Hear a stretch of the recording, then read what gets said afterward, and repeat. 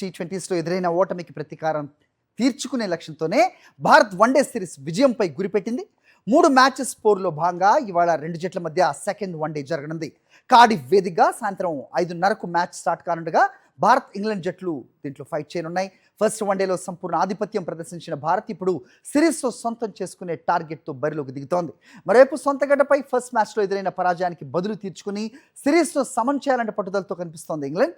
గాయంతో గత మ్యాచ్లో అర్ధాంతరంగా తప్పుకున్న గిల్ కోలుకుని పూర్తి ఫిట్నెస్ సాధించాడా లేదా అనేది మ్యాచ్కు ముందే తెలుస్తుంది.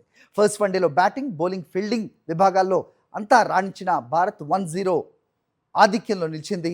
ఫస్ట్ వన్డేలో అక్షర్, సుందర్ బ్యాటింగ్లోనూ తాము ఎంతో కీలకమో చూపించారు. ఇదే జోరును కొనసాగిస్తే మరోసారి విజయం సాధించి సిరీస్ సొంతం చేసుకోవటం ఖాయమని ఫ్యాన్స్ భావిస్తున్నారు.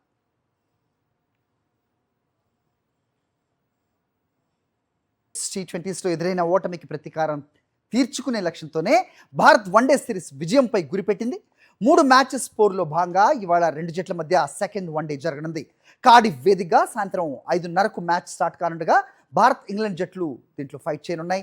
ఫస్ట్ వన్డేలో సంపూర్ణ ఆధిపత్యం ప్రదర్శించిన భారత్ ఇప్పుడు సిరీస్తో సొంతం చేసుకునే టార్గెట్తో బరిలోకి దిగుతోంది. మరోవైపు సొంత గడ్డపై ఫస్ట్ మ్యాచ్లో ఎదురైన పరాజయానికి బదులు తీర్చుకుని సిరీస్ను సమన్ చేయాలంటే పట్టుదలతో కనిపిస్తోంది ఇంగ్లాండ్. గాయంతో గత మ్యాచ్లో అర్ధాంతరంగా తప్పుకున్న గిల్ కోలుకుని పూర్తి ఫిట్నెస్ సాధించాడా లేదా అనేది మ్యాచ్కు ముందే తెలుస్తుంది.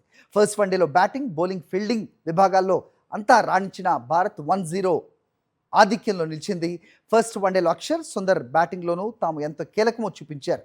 ఇదే జోరును కొనసాగిస్తే మరోసారి విజయం సాధించి సిరీస్ సొంతం చేసుకోవటం ఖాయమని ఫ్యాన్స్ భావిస్తున్నారు.